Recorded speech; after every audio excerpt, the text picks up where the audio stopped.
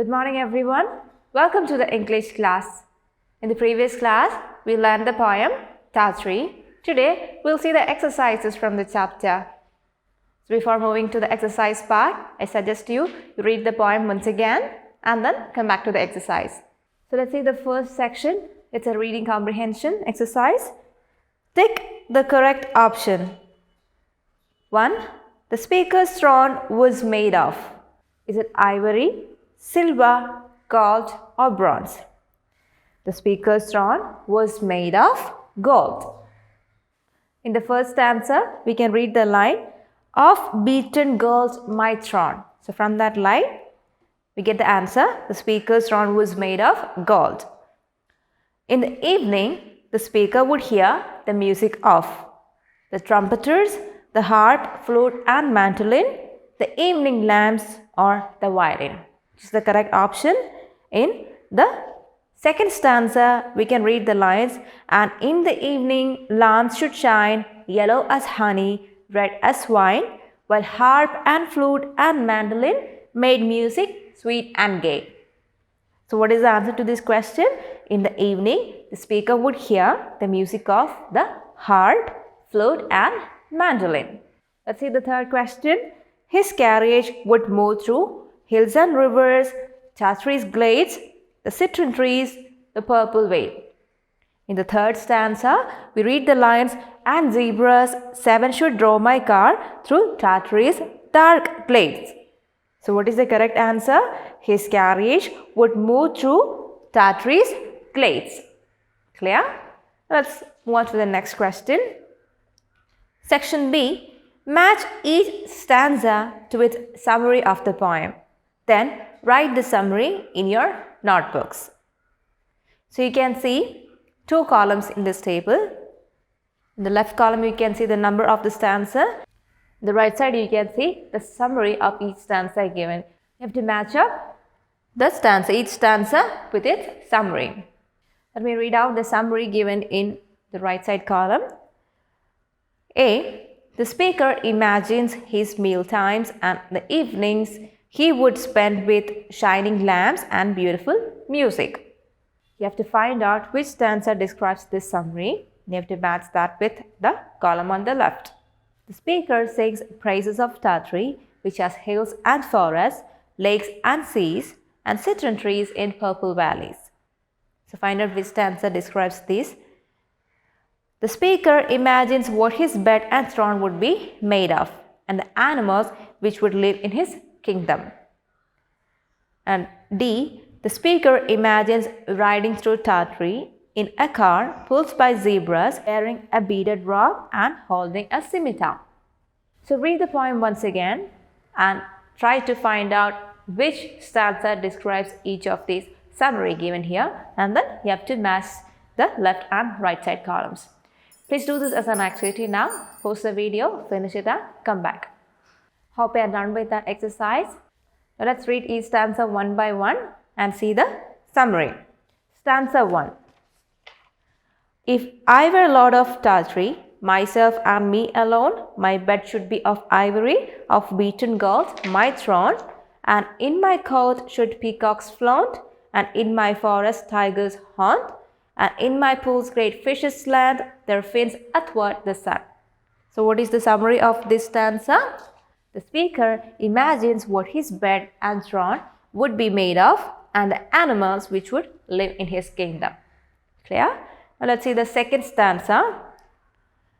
If I were lord of Tartary, trumpeters every day to all my meals should summon me, and in my courtyards bray, and in the evening a lamp should shine, yellow as honey, red as wine, while harp and flute and mandolin made music sweet and gay.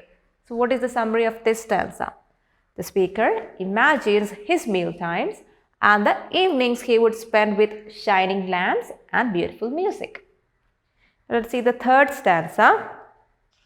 If I were lord of Tartary, I would wear a robe of beads, white and gold and green. They would be and small and thick as seeds. And earth should wane the morning star. I would don my robe and scimitar. And zebras 7 should draw my car through Tartary's dark glades. What is the summary of this stanza? The speaker imagines riding through Tartary in a car pulled by zebras, wearing a beaded robe and holding a scimitar. Let's see stanza 4. Lord of the fruits of Tartary, her rivers silver pale. Lord of the hills of Tartary, glen, thicket, wood and dale. Her flashing stars, her scented breeze, her trembling lakes like formless seas, her bird delighting citron trees in every purple way. So that's stanza 4. What is the summary of this? The speaker sings praises of Tartary, which has hills and forests, lakes and seas, and citron trees in purple valleys. So I hope you got the correct matches. Now let's move on to the next section. C. Think and answer. The speaker imagines himself to be a very wealthy king in a very beautiful kingdom. Find at least 3 phrases from the poem that tell you he is very wealthy, and 5 phrases from the poem that tell you his kingdom is very beautiful. So this one you have to do as an activity now. Please pause the video, finish the exercise and come back. So this one you have to do as an activity now. The first question is to find out at least 3 phrases from the poem which indicate that the boy described in the poem as the king, he is very wealthy. You have to find at least 3 phrases which indicate that he is very wealthy. The second question is to find out 5 phrases. You have to find out at least 5 phrases from the poem which describes the beauty of the kingdom of Tartary. So you do this as an activity now. Please pause the video, finish it and come back. Hope you are done with that exercise. Now let's discuss the answers. So at least 3 phrases from the poem that tell you he is very healthy. Let's see 3 phrases from the poem. My bed should be of ivory, of beaten gold my throne, I would wear a robe of beads. So these are lines from stanza 1 and stanza 3. These describe how wealthy the king is. Now question B. At least 5 phrases from the poem that describes the beauty of the kingdom of Tartary. So here are a few phrases. You can write any of the 5 phrases.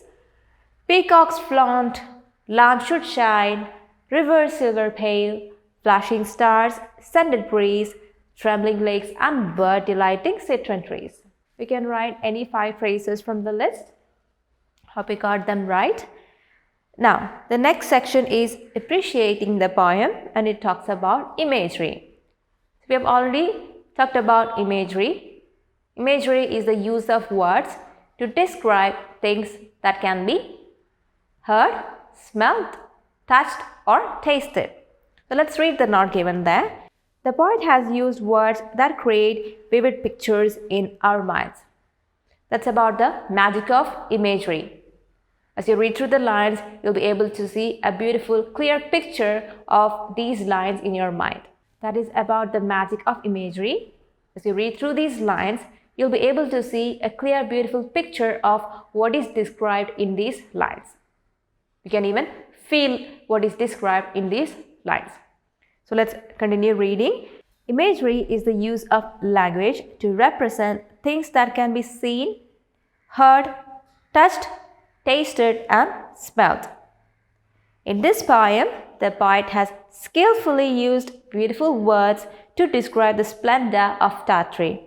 His use of colorful adjectives makes his imagery effective. In the first stanza, the image is of an ivory bed and a gold throne, peacocks dancing and great fishes in a pool that glint in the sun.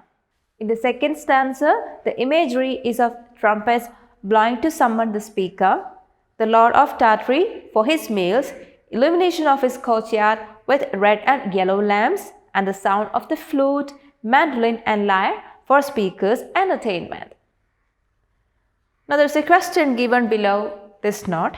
Discuss in class the most striking imageries in the third and fourth stanzas.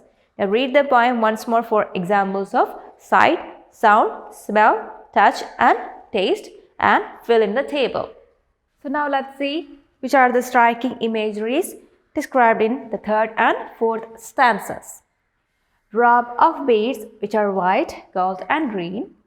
7 zebras drawing his car, dark glades, rivers silver pale, flashing stars, scented breeze, trembling lakes, formless seas, bird delighting citron trees, purple veil. As you read these words, you'll be able to see a clear picture of what is described through the words. So the use of words in such a way is called imagery. Now there is a second part to the question.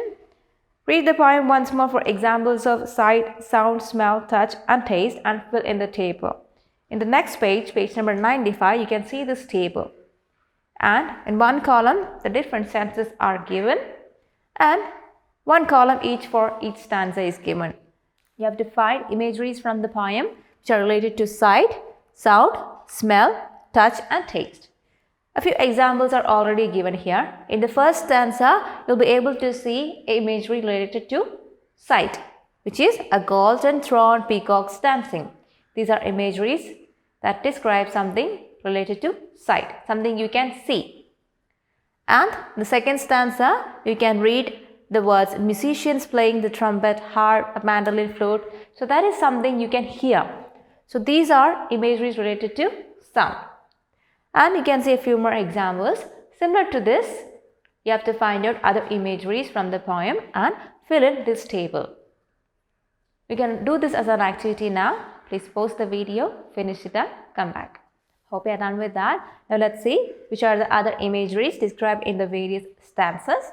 The first stanza, you can see a golden throne, peacocks dancing, which are related to sight. In the second stanza, the imageries related to sight are lamps shining, yellow as honey. You may be able to find out more imageries, but just a couple are enough here. Now, in the third stanza, you can see white, gold and green, beads, dark glades. In the fourth stanza, you can see rivers, silver pale, purple veil. And the imagery is related to sound. In the second stanza, it was already given there, musicians playing trumpet, harp, mandolin, flute. And there are no imageries related to sound in the first, third and fourth stanzas. Now, smell. In the fourth stanza, you can read a phrase, a scented breeze. That is one related to smell. The third stanza, you can see rob of beads, sharp scimitar. So that is something you can touch and feel. In the fourth stanza, you can read the words fruits and citron trees. And citron is a fruit which belongs to the citrus family, like a lemon. So that is something you can taste. So fruits and citron. These are words which are related to taste. I hope you got them correct. Now let's move on to the next section. It is about the values and life skills for a leader. So it's about leadership qualities. Who is a leader? A leader is someone who can lead people, someone who can guide us through and show us a path, like a role model. Now here, there is a question. A leader is usually an instrument of change. So he is someone who can bring about a change to others. So he is someone who can bring about a change in the society, a change in the lives of other beings. Tick the qualities a leader should possess and discuss with your elbow partner. So here, a few qualities are listed. You have to tick which are the qualities needed in a leader. You do this as an activity now. Please pause the video, finish it and come back. Hope you are done with that. Now, let's see which are the qualities or the leadership qualities. A great leader should have resourcefulness. It is the ability to find and implement quick and clever ways to get out of a situation, to deal with a situation. A good leader should also have honesty. And it said, honesty is the best policy.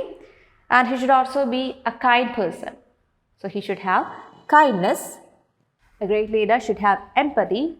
To be able to empathize with someone means that you're able to feel their thoughts and emotions from their point of view. So a good leader should have empathy and should also be intelligent. He should have intelligence. Now, let's move on to the next section. It is the writing exercise and it's about poem writing. Look how the poet uses imagery in the poem Tartary. He could have written, I would wear a robe and have a sword. but he wrote, I would don my robe and scimitar. He could have written, sit in a car, but instead he wrote, and zebras 7 should draw my car. And he could have written, and ride through Tartary, whereas he wrote, through Tartary's dark glades. So which ones do you think sounds better? Which sounds better? Now write your own poem using imagery. If I were the king or queen of your island kingdom. Here in this exercise, they're trying to talk about the beauty of using imagery in poems. Instead of using simple words to describe something, the poet brilliantly uses imagery so that the poem is more beautiful to read and listen to. And here in this exercise, you're asked to write a poem of your own. Remember the warm-up session we had in the beginning of the chapter, Tartary? So there in that section, in the warm-up section, you were asked to imagine that you found a new island and that you are the new ruler of this new place. Remember that? Imagine that situation once again, and you have to write a poem about it. And you can start your poem with the line, if I were the king of this kingdom, or if I were the queen of this kingdom. Get creative and do this as an activity, as a homework activity for the day. Now let's move on to the next section, my word bank. Write the new words that you have learned in this poem. So in the textbook itself, you could see a few words highlighted in red, and the meanings of these words were also given in the textbook. You have to note down these new words as well as their meanings in your notebook. Learn to pronounce them and learn how to make up sentences using these words. And a few more words may be new to you. Let me read out those words to you. Flaunt, haunt, slant, summon, vein, scimitar, glades, thicket, formless, vein. You have to write down these new words also in your notebook. You have to find out their meanings and pronunciations from the dictionary. Also, write sentences using the words given here. So let me remind you, what is your homework for the day? You have to complete the writing exercise and also the My Word Bank exercise. So we have come to the end of this chapter, Tartary. Hope you enjoyed learning the poem and doing the exercise part. So we'll meet in the next class with a new chapter. Till then, bye.